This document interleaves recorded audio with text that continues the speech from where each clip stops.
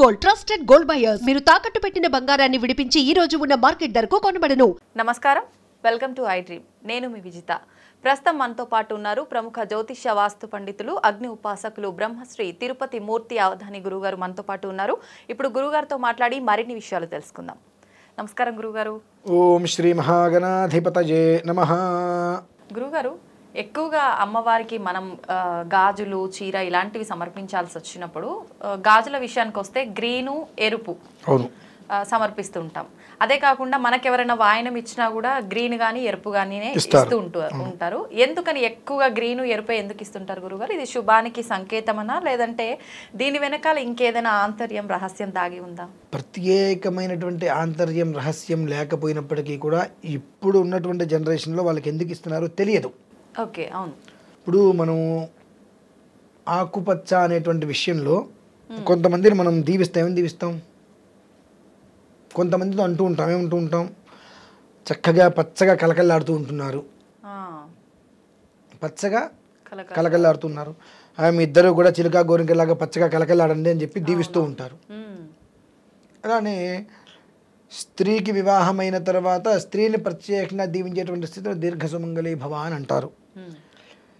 స్త్రీకి వివాహం అయింది, సౌభాగ్యవతి అనేటువంటి విషయం అనేటువంటిది నుదుటిన ఆమె పెట్టుకునేటువంటి బొట్టు కానీ, తలలో ఉండేటువంటి పూలు కానీ, చేతుకుండేటువంటి గాజులు. ఇవాళంటే ఫ్యాషన్ అనేటువంటిది వచ్చేసేసి రకరకాల గాజులు వేసుకుంటున్నారు. కొన్ని సంవత్సరాలు వెనక్కి వెళ్తే బంగారపు గాజులు ఎన్నున్నప్పటికీ కూడా ఇటు రెండు ఎరుపు ఆకుపచ్చ గాజులు ఖచ్చితంగా ఉండేవి, మట్టి గాజులు. ఎందువల్లనంటే ఆ మట్టి గాజులు అనేటువంటిది మనకు కూడా ఎప్పటికప్పుడు భూదేవికి ఉన్నటువంటి ఒక సామర్థ్యం, అనగా ఓర్పు, సహనం, శక్తి మనకు కూడా కావాలి. బంగారం అనేటువంటిది ఎప్పటికప్పుడు మనిషిని ఉద్వేగభరితానికి గురి చేస్తుంది. అంటే ఆవేశానికి, అధికారానికి, ఆహార్యానికి, ఆర్భాటానికి గురి చేస్తూ ఉంటుంది. దీనివల్ల కుటుంబం అనేటువంటిది శ్రేయస్సు కోల్పోతుంది. పూర్వకాలంలో ఎంత బంగారం ఉన్నా చాలామంది మీరు గమనించండి, మెల్లో పసుపు తాడు ఉంటుంది, అలానే బంగారపు తాడు ఉంటుంది, నల్లపూసలు గొలుసు ఉంటుంది. ఒక్క నిమిషం, ఏది ఉన్నప్పటికీ కూడా పసుపు తాడు కంపల్సరీ ఉంటుంది. ఎందువల్ల ఉంటుంది అంటే ఎప్పటికీ కూడా ఏ స్థితిలో కూడా నన్ను నేను మరిచిపోయి స్థాయి దాటద్దు. ఏంటంటే కొంతమంది పా అంటుంటారు మొగుని పట్టుకుని, పాపం వాళ్ళకుండే ఇబ్బందులు వాళ్ళకుంటాయి. పాపం మొగుడు ఆమెకి బొట్టు ఇచ్చాడు, గాజులు ఇచ్చాడు, మెట్టెలు ఇచ్చాడు, పూలు ఇచ్చాడు, మంగళసూత్రం ఇన్ని ఇచ్చాడు కాబట్టి వాడికి ఏదో ఒకటి తిరిగి ఇవ్వాలి కదా. బొట్టు గాజులు మొగుడు ఇవ్వటం ఏంటి గురుగారు? ముందు నుంచే ఉన్నాయి కదా. ముందు నుంచే ఉన్నప్పటికీ కూడా సౌభాగ్యం అంటే 5 ఉన్నాయి కదా. తర్వాత బొట్టు గాజులు ఉన్నప్పటికీ కూడా తత్వం ఉండవు కదండి, 5 సమానం కదా అవి. ఇవన్నీ ఇచ్చినప్పటికీ కూడా మనం ఏం చేస్తున్నాం, వాడికి తిరిగి వాళ్ళకి ఏదో ఒకటి తిడుతూ ఉంటాం మనని. అంటే మీరు అన్నమాట వాస్తవం. గాజులు అనేటువంటిది, బొట్టు అనేటువంటిది మొగుడు ఇవ్వటం ఏంటి అని. కానీ భర్త వెళ్ళిపోయిన తర్వాత దాన్ని ఎవరు వేసుకోరు కదా. ఎందువల్లనే వేసుకోరు అనడానికి మనం ఒక వీడియోలో కూడా చెప్పుకున్నాం కారణాలు. సో అది ఇప్పుడు మరి ఎవరి వల్ల వచ్చినవి, ఎవరి వల్ల తీసేశారు అంటే కొన్ని ధర్మాలు ఉంటాయి. వాడికి పాప వాడిని మనకి ఇచ్చినందుకు గాను మొగుడికి మనం ఇచ్చే మర్యాదగా కాస్త తిట్లో చివాట్లో ఇస్తూ ఉంటాం. ప్రతి ఒక్క చోట కూడా ఆకుపచ్చ, ఎరుపు అనేటువంటిది ఏ దేవాలయానికైనా మనం వెళ్ళి చూసినప్పుడు, ఏ ఒక్క పూజా పునస్కారాలు చేసినా, ఇళ్ళలో అయినా సరే వెంటనే మామిడి మంటలు కడతారు, పచ్చగా ఉండాలని. పచ్చటి తోరణాలు, అరటి చెట్లు తీసుకొచ్చి అంతా పచ్చగా ఉండాలని చెప్పి, పచ్చదనము అనేటువంటిది ఎప్పుడు కూడా పరిశుభ్రత వాతావరణాన్ని అది ఇస్తుంది. పరిశుభ్రంగా ఉంది అని అంటే ఆ ఇల్లు ఎప్పుడూ కూడా క్షేమంగా ఉన్నట్టే. మనం కొన్ని ఇల్లులు చూస్తూ ఉంటాం, ఈ ఉతికిన బట్టలు మడత పెట్టకుండా ఇలా పడేస్తూ ఉంటారు. అక్కడక్కడ బట్టలు పడేస్తూ ఉంటే ఎంత సంపాదించినా ఇల్లు సంపాదన నిలబడదండి. ఎటు వెళ్తున్నాయో దారి తెలియదు. వస్తాయి మనకు అవసరమైతే ఎక్కజోకొని డబ్బులు వస్తాయి, రావటం వరకు తెలుసు, కానీ ఖర్చు ఏమైందంటే మన లెక్కల ఖర్చు తెలియవండి. చాలా విచిత్రంగా వెళ్ళిపోతూ ఉంటాయి. ఎప్పుడూ కూడా ఏదో కోల్పోయినట్టుగానే మనం ఉంటుంటాం అపరిశుభ్రంగా ఉంటే. కానీ ఇంట్లో మనం ఒక పండగ చేసుకుంటున్నాము, లేదంటే ఇది చేస్తున్నప్పుడు ఇల్లు మొత్తం శుభ్రంగా మనం సరిదే చేసుకొని పచ్చగా మామిడి తోరణాలు అన్నీ కడతాం. అంటే పరిశుభ్రతకి మూలం. ఆ పచ్చదనం అనేటువంటిది ఏ ఇంట్లో అనునిత్యమైతే ఉంటుందో ఆ ఇంట్లో నిత్య సౌభాగ్యం అనేటువంటిది దేవతలు సంచరిస్తూ ఉంటారు.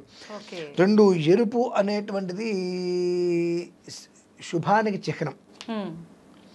ఇప్పుడు మనం అమ్మవారిని చూస్తాం, అమ్మవారికి చూసినప్పుడు చక్కగా ఆవిడకి అష్టమి రోజు నాడు మనం చూస్తే ఎరుపు రంగు చీరలో చూస్తే అమ్మవారిని మనకు చాలా తృప్తిగా కలుగుతుంటుంది. రెండు అమ్మవారి కుంకుమార్చన చేస్తుంటారు. ఎందువల్లనే శోభాయమానం శుభం కలగాలి. ఓకే.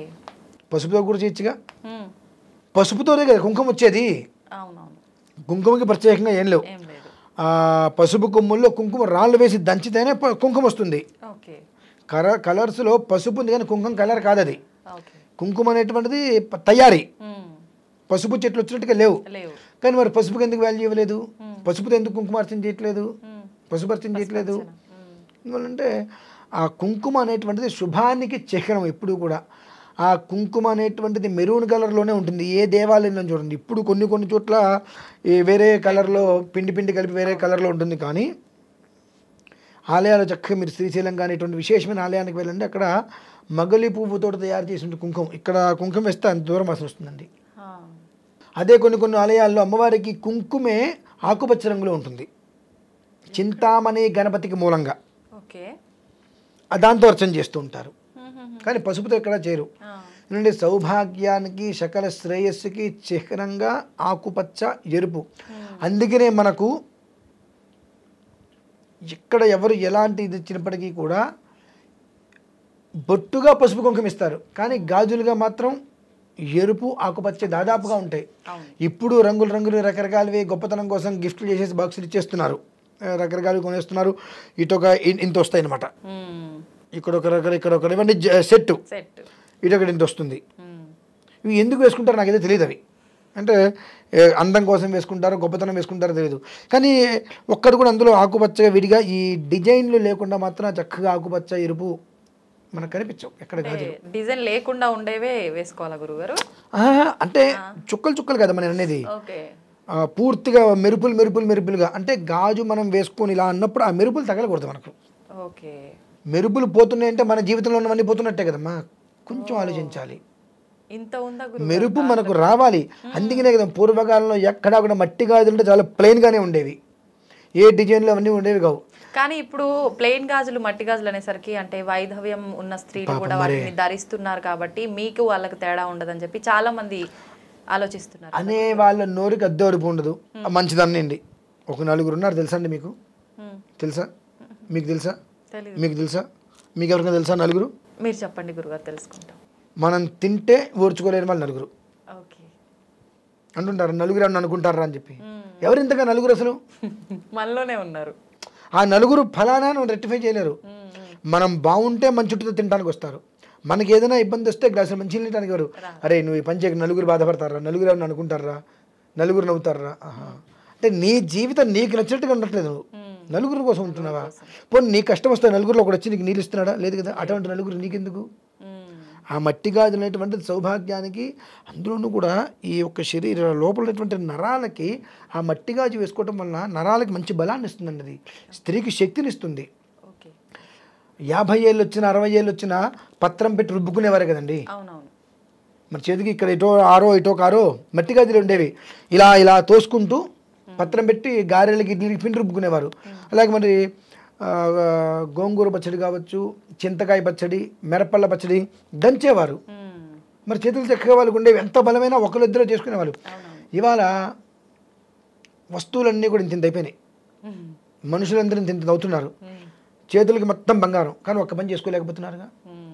అంటే ఎంత సంపాదిస్తున్న శరీరానికి బలం ఉండట్లేదంటే నువ్వు మట్టి గాజు వేసుకోవట్లేదు. మట్టి అంటే భూదేవికి ఓర్పు నీకు ఒంటి మీద ఎప్పుడు ఉంటుంది, నీకు ఇస్తుంది అది ఓర్పు, ఆ సహనాన్ని ఓర్పునిస్తుంది. ఇవి అత్యంత ప్రాచీన రహస్యాలు మనం చెప్పుకుంటూ వెళ్తే కేవలం మట్టి గాజుల గురించి మనం 10 రోజులు కూర్చున్నాం అదండి. ఒక మట్టి గాజు గురించి మనం కూర్చుంటే 10 రోజులు పూర్తిగా దాని గురించి చెప్పుకోవాలంటే అంత రహస్యం ఉంది. అందుకని దానికి అంత విశేషమైనటువంటి యోగ ఫలం ఉంది. ఇవాళ ఒక రకంగా చెప్పాలంటే 70 సంవత్సరాల వాళ్ళు ఉన్న వాళ్ళు 2 బంగారపు గాజులు వేసుకుని 2 మట్టి గాజులు వేసుకుంటున్నారు. కానీ వాళ్ళు మట్టి గాజులు వేసుకోవాలంటే ఎదుటివాడు చిన్నచూపు చూస్తాడేమో అనే తప్ప నా ధర్మంగా నేను ఉంటున్నా అని ఎందుకు అనుకోలేకపోతున్నావు? బంగారపు గాజులు వేసుకున్నావు, ఒక్కటైనా మట్టి గాజు ఎందుకు వేసుకోలేకపోతున్నావు? ఎదురు నవ్వుతారు. నీకేమైనా కిరీటం పడిపోయిందా? లేదు, నవ్వలేదు. 2 కొమ్ములు వచ్చినాయి, 2 కిరీటాలు వచ్చినాయా? ఏం లేదు కదా. నువ్వు ఎలా ఉన్నావో అలానే ఉన్నావు.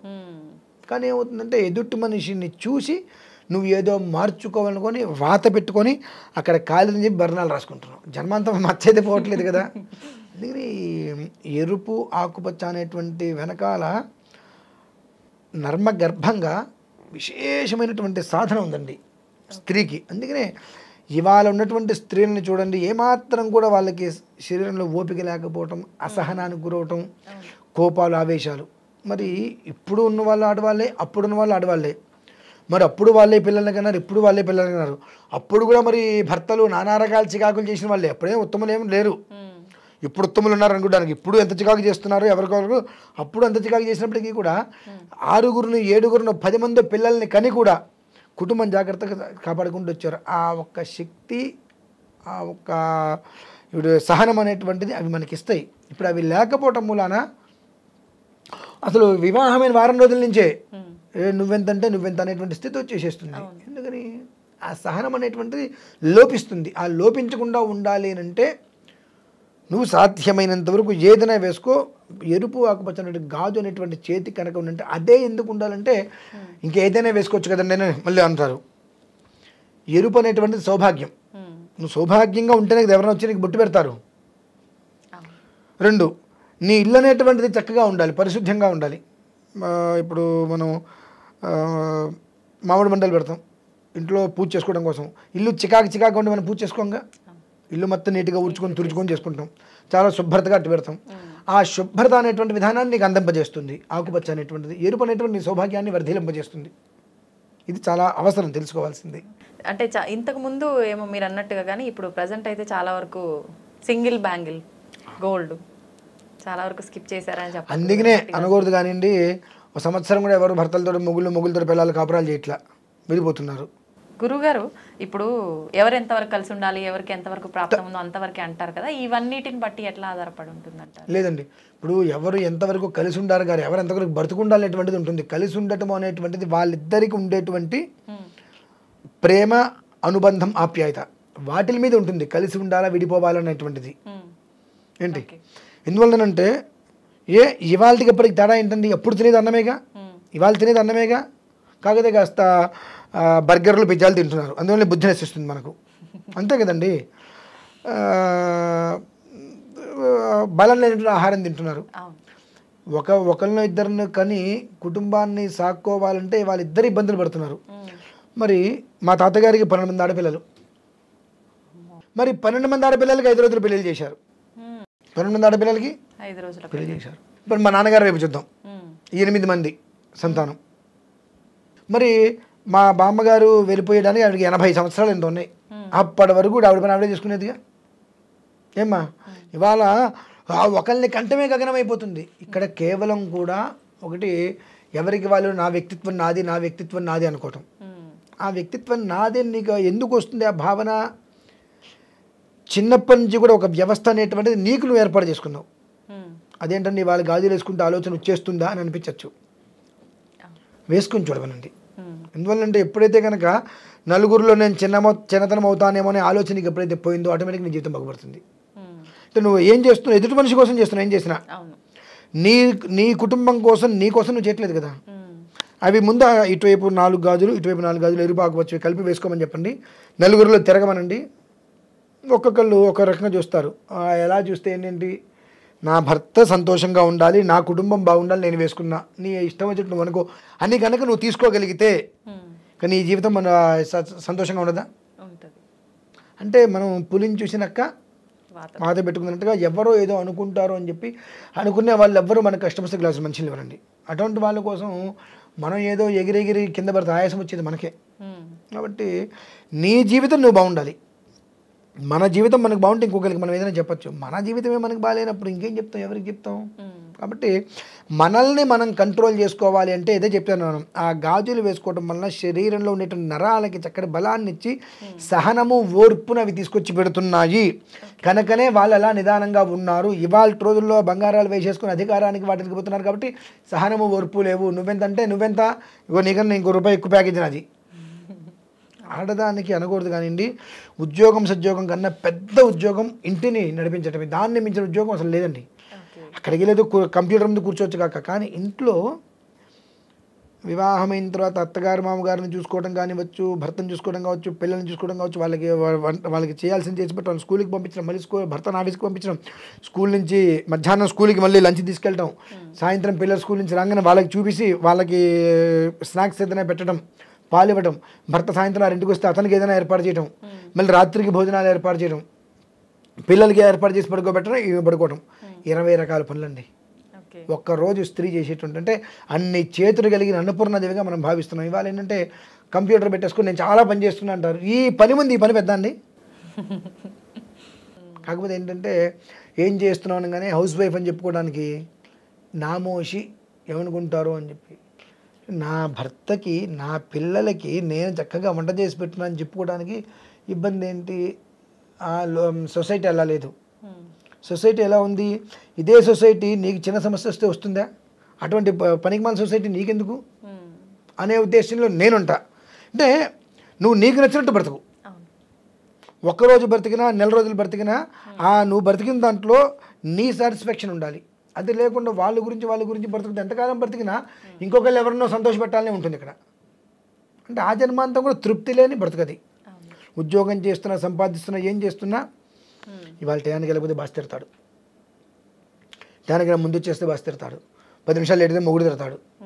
పిల్లలు అంటే ఇక్కడికి వచ్చిన పిల్లల మీద ధ్యాస అంతా మళ్ళీ.